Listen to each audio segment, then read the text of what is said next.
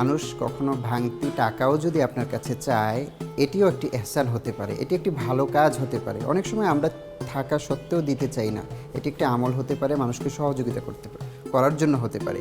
আমরা কেউ যদি ঠিকানা জিজ্ঞেস করে, অনেক সময় আমার ব্যস্ততার জন্য হয়তো আমি বিরক্ত হচ্ছি, কিন্তু কাউকে ঠিকানা দেখিয়ে দেওয়া একটা ভালো কাজ হতে পারে। রাসূল করিম সাল্লাল্লাহু আলাইহি ওয়াসাল্লাম তার কাছে কেউ যদি কোনো ঠিকানা জানতে চাইতেন, উনি নির্দিষ্ট পথের একটি সীমা পর্যন্ত এগিয়ে আঙ্গুল দিয়ে দেখিয়ে দিতেন, ডানে গিয়ে বামে এইভাবে গিয়ে অমুক জায়গাটা তুমি পেয়ে যাবে।